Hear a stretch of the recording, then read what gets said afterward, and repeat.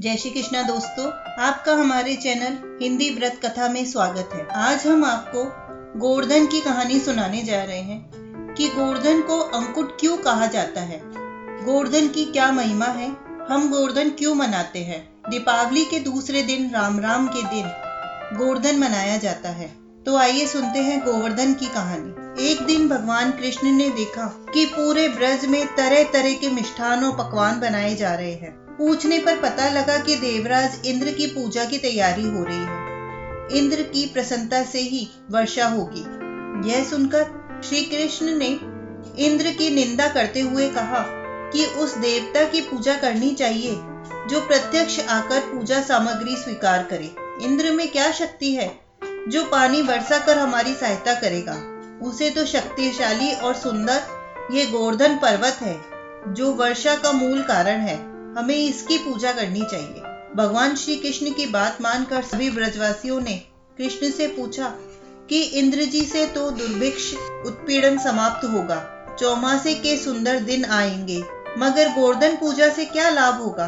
उत्तर में श्री कृष्ण जी ने कहा कि गोवर्धन की प्रशंसा की तथा गोपियों की आजीविका का एकमात्र सहारा सिद्ध किया। भगवान की बात सुनकर समस्त ब्रजमंडल बहुत प्रभावित हुआ और घर जाकर विविध प्रकार के मिष्ठान पकवान बनाए और पर्वत तराई में कृष्ण द्वारा बताई विधि से गोवर्धन को भोग लगाकर पूजा की।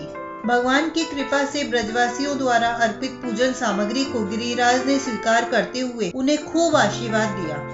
सभी जन अपना पूजन सफल कर प्रसन्न हो रहे थे कि तभी नारद जी ने इंद्र महोत्सव देखने की इच्छा से ब्रज आ गए। पूछने पर ब्रज नागरिकों ने बताया श्री कृष्ण की आज्ञा से इस बार इंद्र महोत्सव के स्थान पर गोवर्धन की पूजा की जा रही है। यह सुनते ही नारद जी उल्टे पांव इंद्रलोक पहुंच गए तथा खिन्न मुख मुद्रा से बोले, हे राजन, तुम महलों में सुख की नींद सो रहे हो, उधर ब्रज मंडल में तुम्हारी पूजा समाप्त करके गोवर्धन की पूजा हो रही है।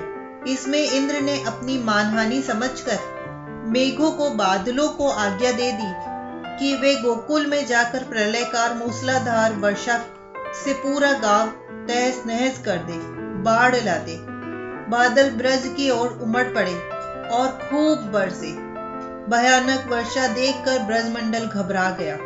सभी ब्रजवासी श्री कृष्ण की शरण में जाकर बोले, हे भगवान, इंद्र हमारी नगरी को डुबोना चाहता है, अब क्या किया जाए। श्री कृष्ण ने सांत्वना देते हुए कहा कि तुम लोग गौओं सहित गोवर्धन की शरण में चलो, वही तुम्हारी रक्षा करेगा। इस तरह से समस्त ग्वाल बाल गोवर्धन की तराई में पहुंच गए।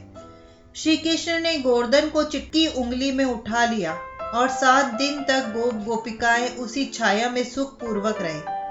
भगवान की कृपा से उनको एक छींटा भी न लगा। इससे इंद्र को महान आश्चर्य हुआ।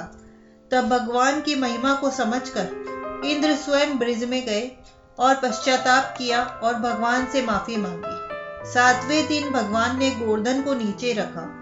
इसी भांति प्रतिवर्ष गोवर्धन पूजा करके अंकुट महोत्सव बनाने की भगवान ने आज्ञा दी। तभी से अंकुट नाम से इस महोत्सव को जाना जाता है। गोवर्धन ने इतना ब्रजवासियों की सहायता करी, इसलिए इसे गोवर्धन भी कहते हैं। अगर आपको हमारी ये कहानी अच्छी लगी है तो प्लीज लाइक करें, कमेंट करके हमें प्रोत्साहित करें और हमारे चैनल को सब्सक्राइब करें। धन्यवाद दोस्तों।